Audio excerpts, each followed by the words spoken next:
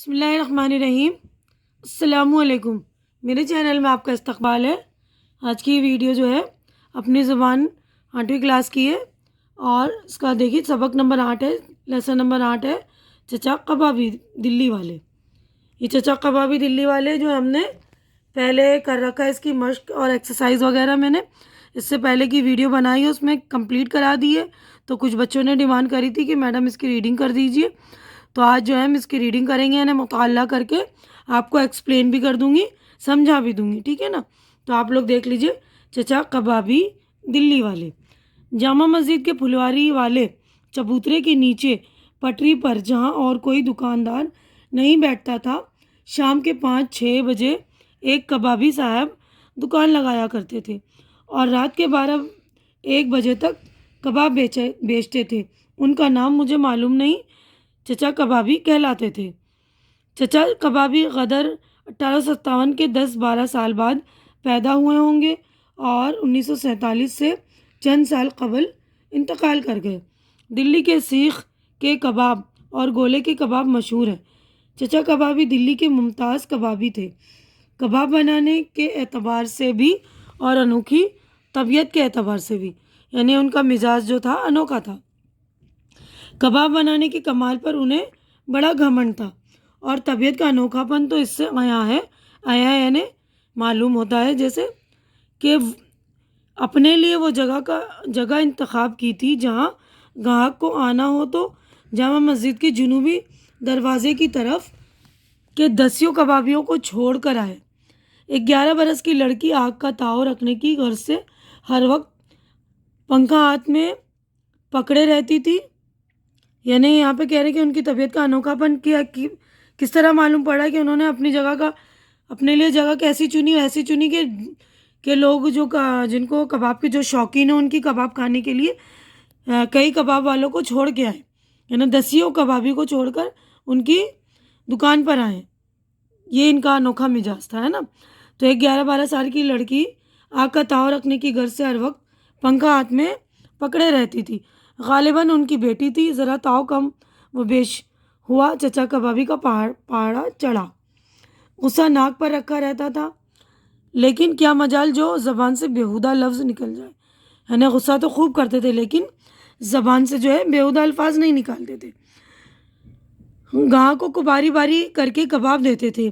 اگر آپ ان کے ہاں اول مرتبہ تشریف لائے ہیں اور ان کی طبیعت سے واقف نہیں ہیں اور دوسرے گاہکوں کی نسبت آپ کی حیثیت بلند ہے، صاف ستھرا پہنتے ہیں یا تانگا یا موٹر روک کر کباب خریدنے اتر پڑے ہیں اور آپ نے خیال کیا کہ مجھے ترجیح دی جانی چاہیے، ترجیح یعنی امپورٹنس دینی چاہیے، یعنی مجھے پہلے دے دے، یہ سوچیں گے نا کہ بھیا ہم نے اچھے کپڑے پہنے، اتنے قیمتی موٹر سے اترے ہیں تو ہمیں جو ہے ترجیح دی جائے گی، یعنی ہمیں امپورٹنس دی جائے گی۔ ہاتھ بڑھایا، روپے تھمائے اور فرمایا 1.5 روپے کے کباب، ذرا جلدی۔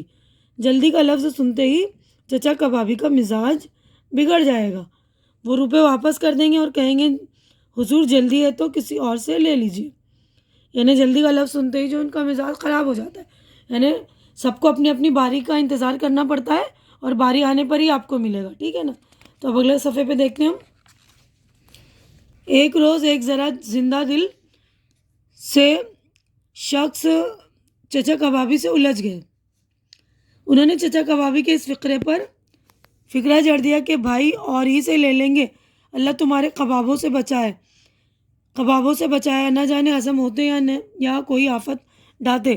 چچا کبابی تلملا اٹھے، کہنے لگے حضور کبابوں میں وہ مسالہ ڈالتا ہوں جسے مست بازار پر لتھیڑ دوں گل کر گر پڑے، میرے کبابوں سے آپ کو تکلیف پہنچ جائے تو اسپتال تک کا خرچہ دوں گا، لیکن کباب جلدی نہیں دے سکتا۔ جلدی میں کباب یا تو کچے رہ جاتے ہیں یا جل جاتے ہیں اور دوسرے گاہکوں کا حق بھی چھینتا ہے، جو پہلے آیا ہے کباب اسے پہلے ملنے چاہیے، یعنی ان کا اصول بھی تھا اور ایک مزاج بھی تھا۔ چچا کبابی دھوس نہیں برداشت کرتے تھے اور اپنے اصول کے مقابلے میں تعلقات کو بھی بھول جاتے تھے، یعنی کبھی کبھی ایسا ہوتا ہے نا کوئی دکاندار سے جس کے اچھے تعلقات رہتے ہیں تو اس کو امپورٹنس دیتا ہے نا، تو وہ جو ہے اپنے اصول کے مقابلے میں جو اپنے تعلقات بھی بھول جاتے تھے۔ کوئی بھی عزیز اور دوست بھی ان سے بغیر باری کے کباب نہیں لے سکتے تھے۔ آپ جائیے ان کو سلام کیجیے، جواب دیں گے وعلیکم السلام ورحمۃ اللہ وبرکاتہ۔ پانوں کی ڈبیا سامنے رکھ دیجیے، بے تکلف پان کھا لیں گے، زردہ خود مانگیں گے، لیکن ناممکن ہے کہ سلام یا پان سے چچا کبابی پگھل جائیں، کباب باری پر ہی دیں گے۔ ایک دفعہ میری موجودگی میں 13-14 برس کا ایک لڑکا آیا اور بولا 4 پیسے کے کباب دے دو۔ چچا کبابی نے کہا نہیں بھائی، میں تجھے کباب نہیں دوں گا۔ اب وہ لڑکا سر ہو رہا ہے اور خوش آمدید کر رہا ہے، اور چچا کبابی انکار پر انکار کیے جا رہے ہیں۔ جب بہت دیر اسی حجت بازی میں گزر گئی تو کسی نے ہمت کر کے پوچھ لیا چچا کیا بات ہے، اسے کباب کیوں نہیں دے رہے؟ کہنے لگے میاں یہ پیسے چرا کر لاتا ہے، گھر سے لاتا ہو یا کہیں اور سے، روز 4 پیسے کے کباب کھا جاتا ہے یہیں بیٹھ کر۔ دیکھو نا اس کی صورت، جا بیٹا جا، عادت کہیں اور جا کے بگاڑ۔ میں 4 پیسے کی خاطر تجھے تباہی کے راستے پر نہیں لاؤں گا۔ مجھے یقین نہیں ہے کہ تیرے ماں باپ 4 پیسے روز تجھے کباب کھانے کے واسطے دیتے ہوں گے۔ مطلب یہ چاہتا تو اپنے دکانداری کے اپنے فائدے کے لیے اس کے وہ پیسے لے کر کباب دے سکتا تھا نا، لیکن وہ اپنے اصول کے پکے تھے نا۔ انہوں نے کہا اس طرح تو یہ لڑکا بگڑ جائے گا، تو انہوں نے کہا میں تجھے تباہی کے راستے پر نہیں لا سکتا ہے نا۔ جو لوگ ان کی دکان پر تازے اور گرم گرم کباب کھا لیتے تھے ان سے خوش ہوتے تھے، پیسے تھمائے اور بتا دیجیے کہ اوپر جامع مسجد کے دالان میں انتظار کر رہا ہوں، کباب بھیج دینا یا آواز دے دینا۔ ایسے لوگوں کے کباب گھی سے بگاڑتے، کبابوں میں بھیجا ملاتے، پیاز پودینہ اور ہری مرچی چھڑکتے اور اپنے آدمی کے ہاتھ پہنچوا دیتے۔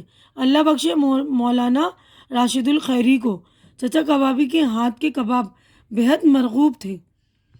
وہ میرے ساتھ ہوتے تو میں بھی جامع مسجد چلا جاتا اور وہیں کباب منگا لیتا تھا۔ تازے کبابوں کی بات ہی کچھ اور ہوتی ہے۔ تو یہ مولانا راشد الخیری جو ہے، یہ مصنف جو ہے، رائٹر لکھنے والے ملا واحدی ان کے دوست ہوں گے شاید، ہے نا۔ تو یہ کہہ رہے کہ ہم دونوں کو بھی بہت پسند تھے وہ کباب، اور ہم وہیں بیٹھ کر جامع مسجد پر منگا لیتے تھے۔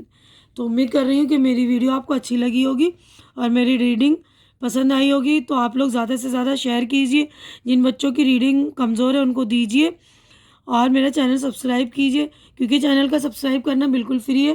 آپ لوگ میرا چینل سبسکرائب کریں گے تو میری حوصلہ افزائی ہو جائے گی، تو پلیز میری حوصلہ افزائی کر دیا کریں۔ اور اگلی ملاقات ہماری جو ہے اگلے ویڈیو میں ہوگی، تب تک کے لیے اللہ حافظ۔